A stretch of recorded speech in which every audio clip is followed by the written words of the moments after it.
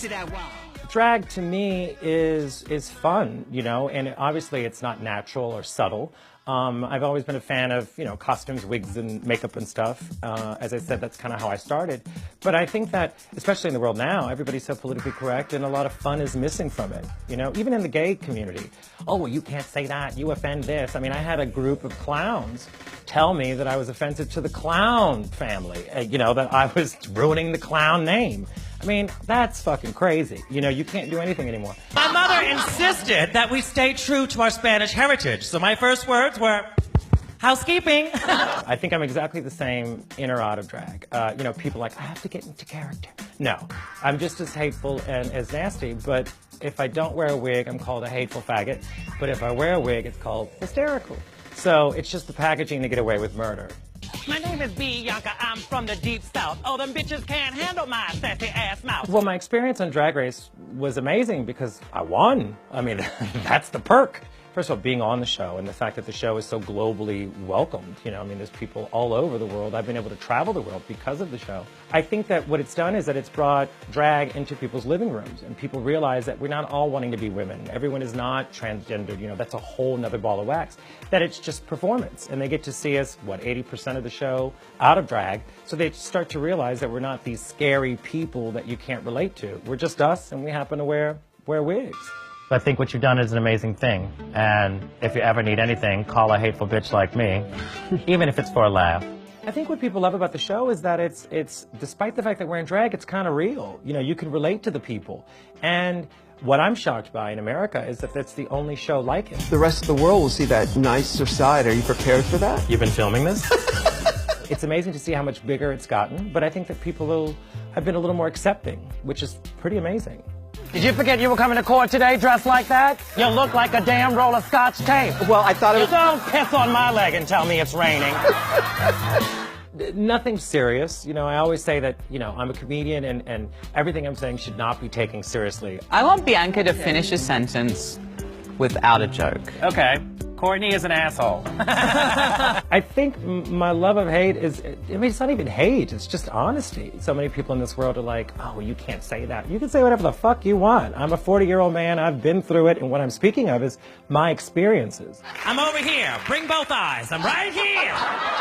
Damn, Pearl Harbor must have did you in.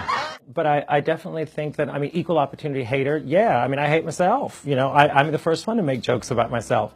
You know, I mean, look at me, I'm a fucking clown. You know, I'm not some pretty spokesmodel. Like, if you can't laugh at yourself, you know, how the hell are you gonna laugh at anybody else? Isn't that a Bruce saying? Hey, can't love yourself, love it. Please. I didn't have that sad gay life that they're gonna turn into a movie. There's enough people with that. And even so, I'm 40 years old. Who the fuck wants to hear that? I mean, people like, I was bullied, I was threatened. Girl, that's called high school. That's just life. I mean, I think that too much is spent on that. Sure, bad things happen. Sure, everything didn't turn out as it could have. I mean, I didn't plan this, but get the fuck over it. You know, there is light at the end of the tunnel. Quit dwelling on that. It's just called life, you know, and the minute you can laugh at it, it's great. Just keep going, because if not, you're dead. I remember when I was younger, I saw your daytime talk show, and it was one of those times when you were the only person that I saw on TV that was showcasing drag talent as talent. The meeting with Joan was unreal. I'd gotten a call from a publicist who had known a friend of mine that had written some stuff for Miss Rivers, and they said, do you want to do this thing with Joan? I was like, yeah. It worked out. We'd flown to California. Of course, we had to pay for our flights because she wouldn't. Jew. Who was your very first time? My very first time. It was a girl in high school. But like a good fag, after we had sex, I woke her up, cut her bangs, and did her roots. So we've been friends ever since. Here was his chance to sit in bed with her and do an interview. And it was no holds barred, and we could talk about anything. And I got to say that of all the people that I was interviewed by, she was probably the most generous and kind, which I didn't expect. I currently have a lawsuit against the Catholic Church because when I was an altar boy, nobody fucked me. So that is somebody. That's a group. Fuck them all. Fuck them. Now you're picky? Really? Yeah. No. And there I was complimenting your hat, your flaming purse, and look, this is what I get. Rude.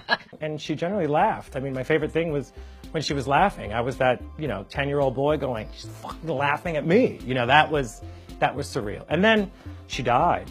Shady bitch. I killed her. Yeah, just get in bed with me. Hear that, ladies? I'm a killer in bed.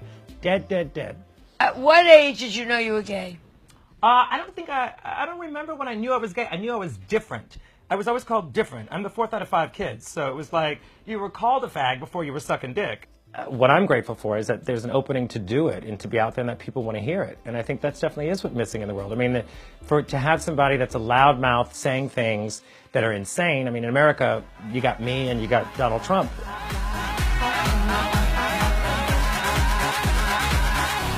Now, sissy that wild.